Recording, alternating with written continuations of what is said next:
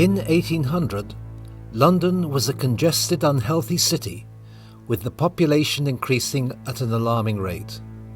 Life expectancy was low and the death rate high.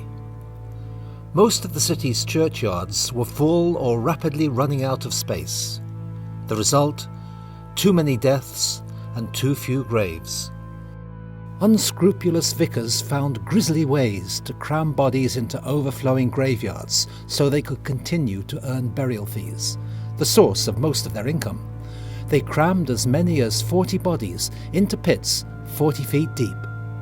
They extracted corpses from fresh graves and sold them to medical schools for inspection and dissection. Sparfield's burial ground used vast quantities of quicklime to accelerate decomposition and stuffed the remains of 75,000 bodies into a space designed to hold just 3,000. Graveyards became places of squalor, brimming with decaying body parts. Radical action was needed to rectify London's gruesome graveyards, a source of infection and disease. 100 years earlier, in 1711, architect Sir Christopher Wren suggested locating graveyards on the outskirts of London, away from packed residential areas.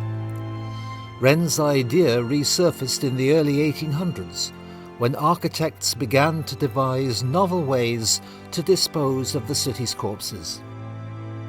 One of the most remarkable plans involved placing on the top of Primrose Hill in North London a monumental 94-storey pyramid that would stretch 950 feet into the sky and have more than 215,000 vaults able to accommodate 5 million corpses.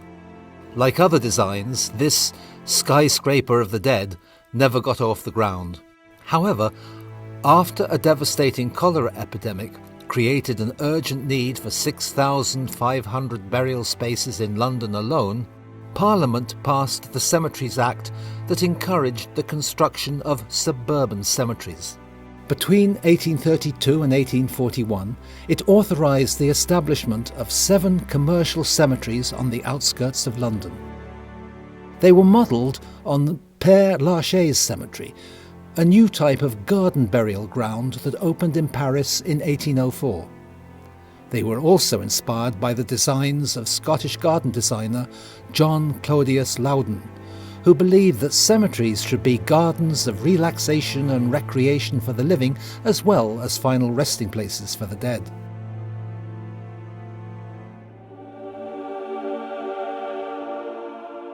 In 1833, All Souls at Kensal Green Cemetery was the first commercial cemetery to open in London.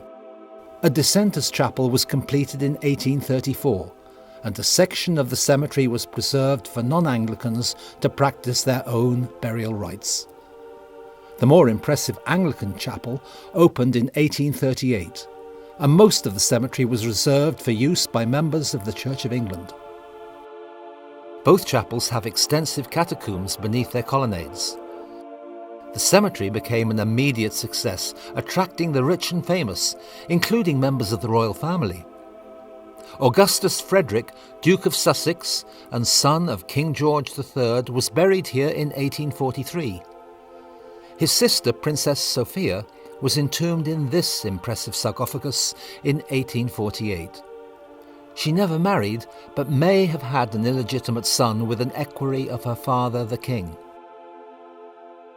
Since 1833, Kensal Green has become the final resting place for thousands of notable people, many now interred in monuments that cost fortunes to build. The monument for Major General Sir William Casement was inspired by his time in India, when he was a member of the Indian Supreme Council and Governor-General of Bengal. The 4 statues of men supporting the roof are dressed in Bengali costumes. Though his wife and son lie here, Casement is buried in Calcutta. Herbert William Allingham was a surgeon who had many prominent patients, including King Edward VII. Allingham contracted syphilis while in surgery and then accidentally infected his wife, Alexandrina, who died from the disease in 1904. Later that year, depressed by her death, he ended his life by taking an overdose of morphine and joined her here. Circus owner and equestrian showman Andrew Ducrow designed this extraordinary Egyptian-inspired mausoleum for his wife when she died in 1835. Sculptor Robert Seaver created several monuments in the cemetery, including this beautiful representation of his wife Frances and himself. William Mulready was a London-based Irish artist and illustrator. His tomb shows him lying on a stone mat of woven straw, beneath which are carvings that depict scenes from his life. Most of the grave markers in Kensal Green are modest. Mary Hogarth was a sister-in-law of Charles Dickens, reputedly his mistress. Marigold Churchill, daughter of Sir Winston and Lady Churchill, died of septicemia a few weeks before her third birthday in 1921. One of the recent additions in the cemetery is this massive stainless steel and granite memorial garden. It's the grave of Mehdi Oliver Mehra. Mehdi died just days after his 11th birthday in 2014, having suffered fatal head injuries when he was thrown from a horse during a riding lesson. Mehdi was pen pals with children in Ethiopia, and his parents have now set up the Mehdi Oliver Foundation to help his pen pals' communities.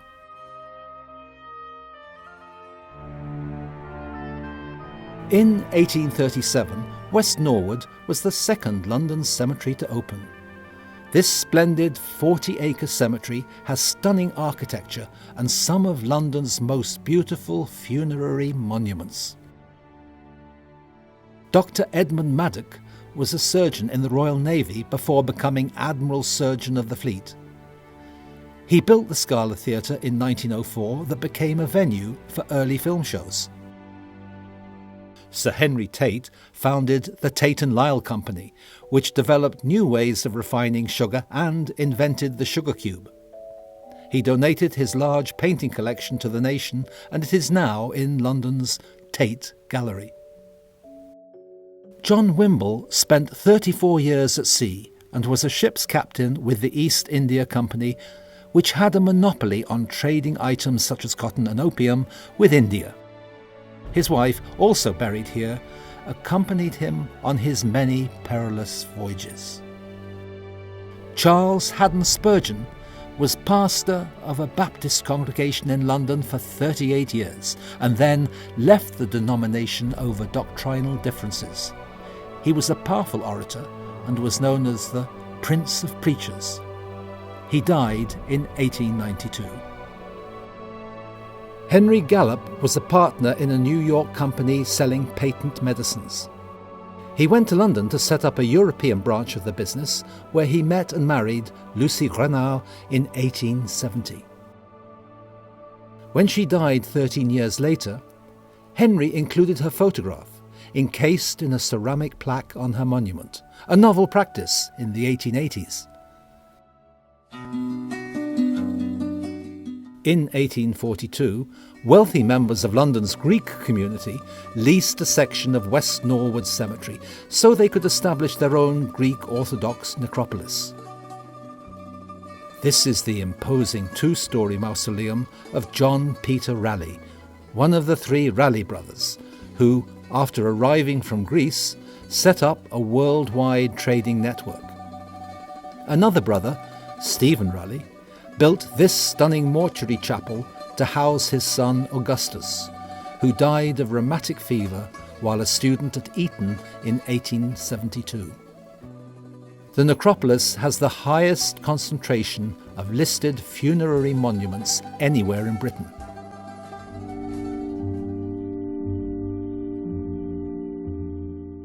Perched on a hill above the smoke and filth of London, Highgate Cemtery opened in 1839. The Gothic-style entrance has two chapels, one for Anglicans and one for other denominations. High perimeter walls and iron railings prevent unauthorized entry, vandalism and theft, especially body snatching. Beyond the entranceway is a colonnade and a war memorial. An elaborate Egyptian-inspired entrance leads to family vaults and a terrace of catacombs. Elizabeth Jackson was the first person buried in Highgate. She was 36 when she died on May the 26th, 1839. Thomas Sayers had the largest funeral ever seen in Highgate. He was a prize-winning bare-knuckle fighter. His dog was his constant companion in life and in death. A statue of a horse adorns the tomb of John Atchler, who died aged 22 in 1853. John's father styled himself horse slaughterer to Queen Victoria. The horse's head droops sadly. Perhaps it's contemplating its own likely fate at the hands of a knacker. The cemetery was extended in 1857. The new section's most famous resident is Karl Marx, who was a philosopher, historian and economist. Most notably, he was the founder of communism. Harry Thornton was a pianist who died in the 1918 flu pandemic. A death mask of musician and clothes designer Malcolm McLaren enhances his grave. He was the original manager of the Sex Pistols and the New York Dolls. Pop artist Patrick Caulfield designed his own simple but surprising gravestone.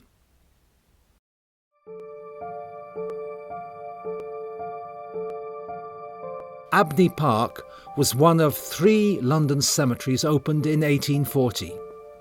Its grounds were never consecrated, and it became a popular burial place for non-Anglicans. A sandstone plaque marks the grave of William and Catherine Booth, founders of the Salvation Army. Police Constable William Tyler was killed during a 6-mile chase of armed criminals who had robbed wages from a rubber factory. He was one of 7 policemen who were among the 23 killed or injured by the 2 thieves. They themselves committed suicide at the end of the pursuit. Dr. Isaac Watts was a famous nonconformist Christian minister and theologian. He wrote an estimated 750 psalms and earned the title the Father of English Hymnody. Though not buried here, this memorial was erected in 1845 and was funded by public donations.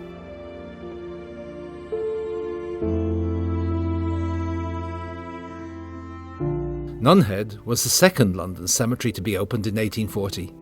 Unlike the other more famous cemeteries, Nunhead has relatively few famous residents, but it does have some impressive monuments. This obelisk is a memorial to 5 men who were found guilty of sedition and sent to the penal colonies in New South Wales, Australia, for advocating parliamentary reform. John Allen was a partner in a shipping firm, and he commissioned this striking granite mausoleum for his parents after they died in 1866. The monument of John Moritz Oppenheim, a wealthy skin and fur trader, has interesting, though vandalised, relief carvings in Carrara marble. He was blind during the last 20 years of his life, and this carving shows an angel touching his eyes as he lies on his deathbed in 1864. His love of art is portrayed in 2 images, a woman with brushes and a palette, and a blind man touching a sculpture of a woman's head. This gravestone inscription reveals that 4 children, none of whom were over the age of 4, were lost to the same family between 1849 and 1852. This simple memorial commemorates 9 young scouts from London's inner city slums who drowned in a boating accident during a camping and sailing trip on the Isle of Sheppey in 1912.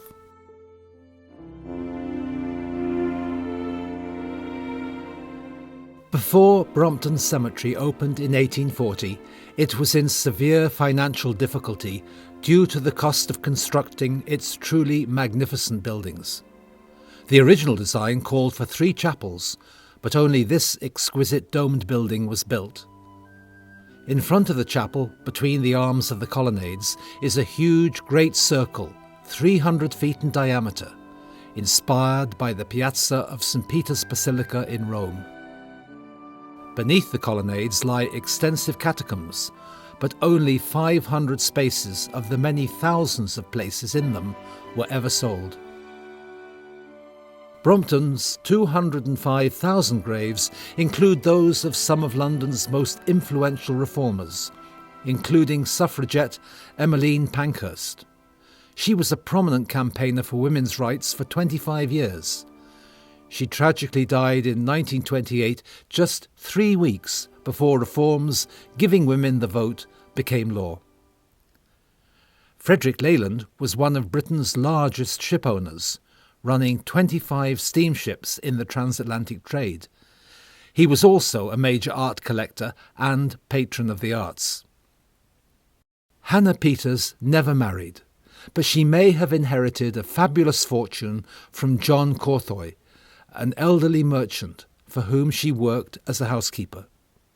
She later took his name, and he may have fathered her 3 children. John Gentleman Jackson was a bare-knuckle boxer who was crowned Champion of England in 1795. He was selected to protect George IV during his coronation in 1821.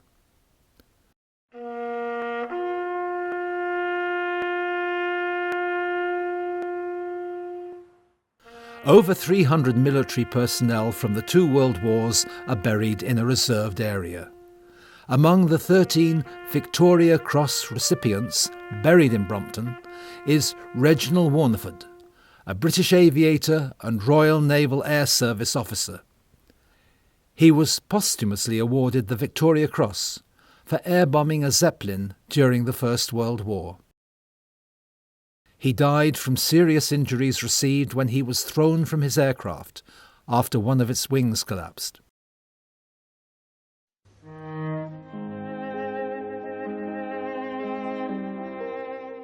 Tower Hamlet was the last of the magnificent 7 cemeteries to be launched. It opened on a 27-acre site in 1841. Though London's commercial cemeteries were designed to attract the elite and the growing middle classes, they did welcome the pennies of the poor. As it was located in a working-class neighbourhood, most of Tower Hamlet's burials were in common graves. It has relatively few eye-catching monuments. One of them is the tomb of Joseph Westwood, who ran a business that manufactured iron ships, bridges, and other iron products. Dr. Rhys Ralph Llewellyn performed the autopsy on Mary Ann Nichols, the first victim of Jack the Ripper. Charles Brown was an ex-boxer and publican who ran the Railway Tavern, one of the most famous pubs in the East End of London. The walls of his pubs were decorated with antiques and curiosities, some of which had been brought back from around the world by his seafaring customers. Unveiled in 2016, this memorial commemorates more than 500 destitute children who were residents of Barnardo's homes and are now buried in Tower Hamlets in unmarked graves. Born in Ireland, Thomas Barnardo established his first home in London in 1868, and by the time of his death in 1905, his charity had taken in nearly 60,000 children.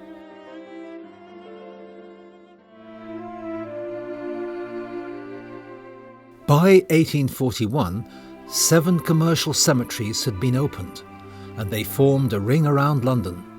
They are now known as the Magnificent Seven. The 1830s and 40s were a golden age for commercial cemeteries, but by the 1850s, their heyday was drawing to a close.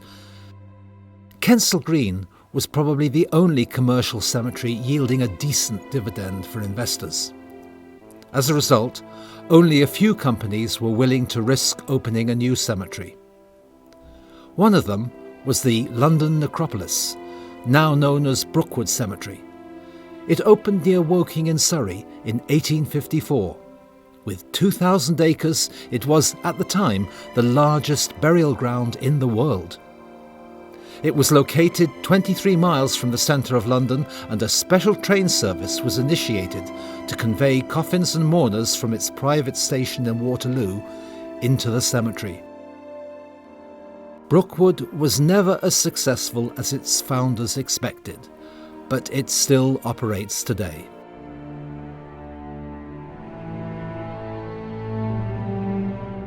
After the launch of the cemeteries, London's crowded graveyards were able to survive because they were less expensive and mourners did not have to travel to the edge of London.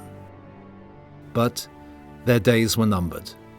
Another cholera outbreak in 1846 prompted the passing of a series of laws that led to the closure of city graveyards, some of which were turned into pleasant parks, while others were sold to speculators. As the graveyards were closing, publicly funded cemeteries were opening. The first was Islington and St Pancras Public Cemetery. It opened in 1854, and others followed, including Paddington, Marylebone and Hampstead. By 1900, London had 86 cemeteries. Most were publicly funded and offered landscape garden settings for some marvellous monuments. Competition from the increasing number of public cemeteries impeded the commercial cemeteries, but their success was curtailed by two other developments. Cremation was seen as an economic alternative to burials, and it became legal in 1902. It quickly became the most popular way of disposing of London's dead. Today, it accounts for more than 70% of disposals. By the time Queen Victoria died in 1901, attitudes to death and dying were changing. Londoners were weary of so much effort and cost being spent on elaborate funerals and flamboyant monuments. Mourning periods were reduced, and mourners visited graves less frequently. By 1900, most commercial cemeteries were struggling to survive and in a deteriorating condition. Brompton Cemetery went bankrupt just 10 years after opening, and its shareholders sold their shares to the local public authority in 1852. Burials eventually ceased in 1952. After selling most of its plots, West Norwood could not survive on maintenance fees alone, and it too was taken over by the local council. Though wealthy families continued to purchase premium plots in Highgate, most buyers opted for less expensive options. And maintenance fees slowed to a trickle as graves were abandoned by families who died out or moved away. Highgate's original section was closed in 1975. In 1966, when still only 2/3 full, Nunhead's owners locked the gates and abandoned its 300,000 silent residents. Uncared for, the cemetery was defiled by robbers and rubbish dumpers, damaged by bombs during the Second World War, and strangled by vines and dense foliage. By the 1970s, ownership of the Magnificent Seven cemeteries had passed into the hands of local authorities. They were strapped for cash and did little to protect the cemeteries from further decay. But that's not the end of the story. The cemeteries have an afterlife. Aided by voluntary organisations and grants from the National Heritage Lottery Fund, all have undergone at least some restoration. In 1975, Southwark Council bought Nunhead Cemetery for just £1. Since then, it has cleaned up much of the cemetery and transformed it into the pleasant park we see today. Hamlets is also a nature reserve, with trails and walks among its weathered monuments and gravestones. In West Norwood, the occasional interment still takes place in existing family plots. It has a crematorium and welcomes visitors to its serene landscape. Brompton is now managed by Royal Parks, which makes it Britain's only Crown cemetery. It conducts a limited number of burials each year and has a crematorium and a garden of remembrance. Like all cemeteries, Brompton has the never-ending challenge of keeping nature under control. Highgate is run by the Friends of Highgate Cemetery charity. In 2000, it received the Europa Heritage Award for conservation work on its catacombs. It continues to conduct interments, but most of its visitors come to explore its history, architecture and ecology. Kensal Green is the only one of the Magnificent Seven still privately owned. It provides burial and cremation services, and some of its buildings and monuments are being restored. Today, London's Victorian garden cemeteries are popular destinations for tourists and local residents alike. Here, they relax in a beautiful setting, saunter among grand monuments, and inspect impressive art and architecture. They explore overgrown pathways and discover emotive inscriptions peeking out from the shrouds of dense foliage. Of course, some come to mourn. And the dead of London? They continue their serene slumber, unfazed by the boisterous metropolis that now embraces their gardens of perpetual rest.